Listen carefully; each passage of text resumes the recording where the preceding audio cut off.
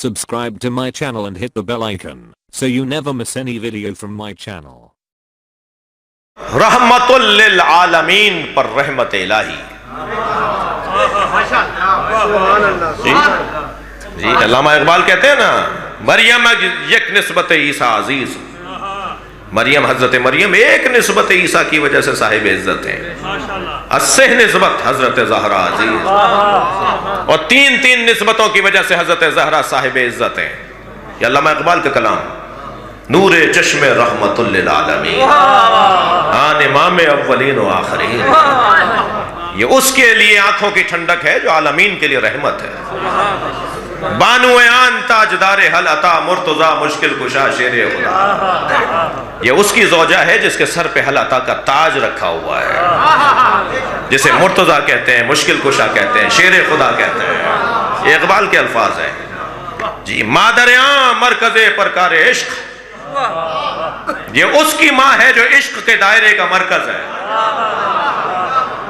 علامہ اقبال کہہ رہے ہیں مادریان مرکز پرکار عشق، یہ اس کی ماں ہے جو عشق کے دائرے کا مرکز ہے. جی اب آن سے کون مراد ہے بھائی؟ امام حسین. تینوں مراد ہیں، جناب زینب، امام حسین، امام حسن. آن کا اشارہ جو اقبال نے کیا ہے نا، مادر آن، یہ اس کی ماں ہے. کون؟ تینوں بچے مراد ہیں. تینوں پر دلیل دے دوں اقبال کے شعر سے، یعنی اقبال کو اقبال سے سمجھتے ہیں نا. علامہ اقبال فرما رہے ہیں مادر آن مرکز پرکار عشق، یہ اس کی ماں ہے جو عشق کے دائرے کا مرکز ہے. یہ آن کون ہے؟ لہذا امام حسین کے لیے فرماتے ہیں حدیث عشق دو بابست کربلا و دمشق.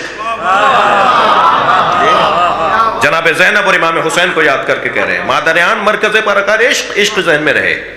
پھر تشریح کر رہے ہیں حدیث عشق دو بابست کربلا و دمشق. جی عشق کی دو ہی تو داستان ہے. بڑی عنایت، آپ کا شکر گزار ہوں. آپ کی توجہ آدھی مجلس میں تو شروع ہو گئی ہے.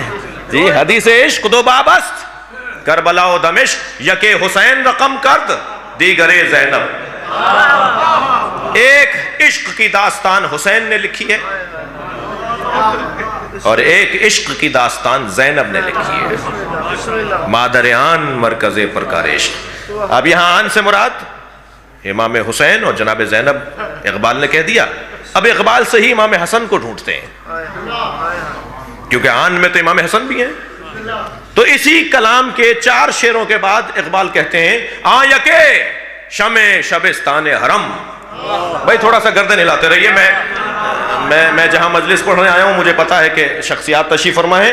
آ یکے، اب امام حسن کا تعارف کروا رہے ہیں علامہ اقبال. آ یکے شمع شبستان حرم، ان میں سے ایک جو حرم الہی کی شمع ہے. امام حسن کا تعارف کروا رہے ہیں، امام حسن کے فضائل پڑھ رہے ہیں اقبال.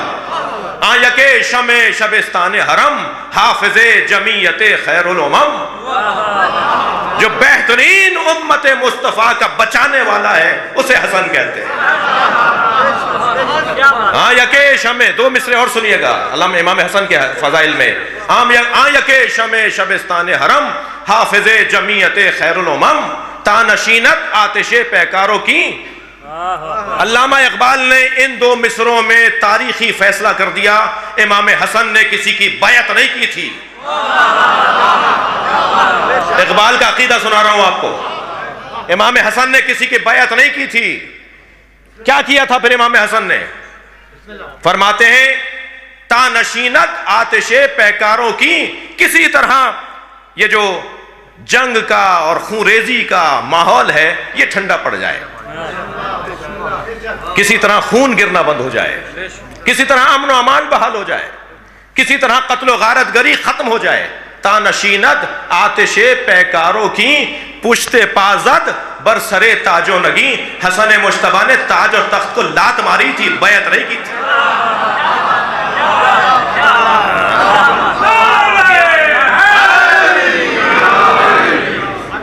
یہ سیدہ کا تعارف.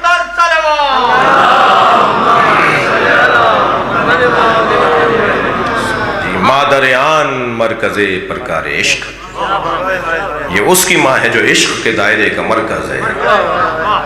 دو شعر اور سنا دوں اقبال کے؟ سب بسم اللہ نہیں بول رہے. بڑی عنایت، بہت شکر گزار ہوں، آپ توجہ سے سن رہے ہیں. دو مصرے اسی کلام کے اور جو سیدہ کی عظمت پر ہیں. میں اپنے مضمون سے ہٹا نہیں ہوں، میں اپنے مضمون پہ بات کر رہا ہوں.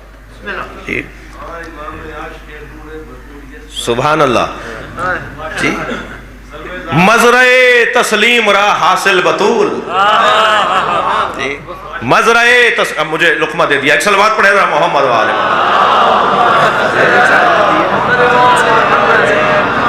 مزرعے تسلیم را حاصل بطول.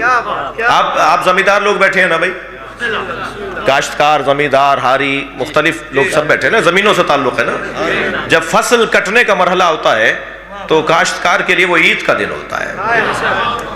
جب فصل اتر رہی ہوتی ہے وہ دیگ اتارتا ہے، وہ صدقہ دیتا ہے، وہ جانور ذبح کرتا ہے، وہ خمس دیتا ہے، وہ زکوٰۃ دیتا ہے. صحیح ہے نا؟ خوش ہوتا ہے بھئی فصل اتر رہی ہے. ٹھیک ہے. سرکار دو جہاں کی فصل جب اتر رہی ہے،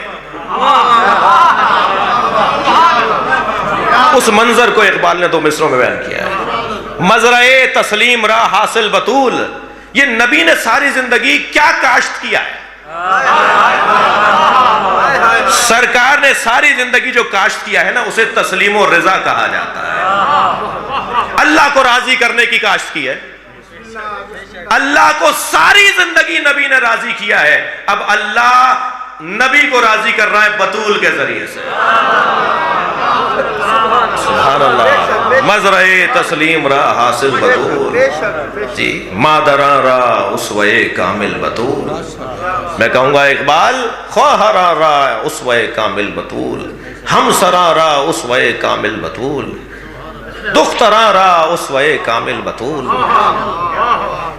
جی ہر رشتہ نسوانی میں سیدہ کی ذات اسوہ کامل ہے.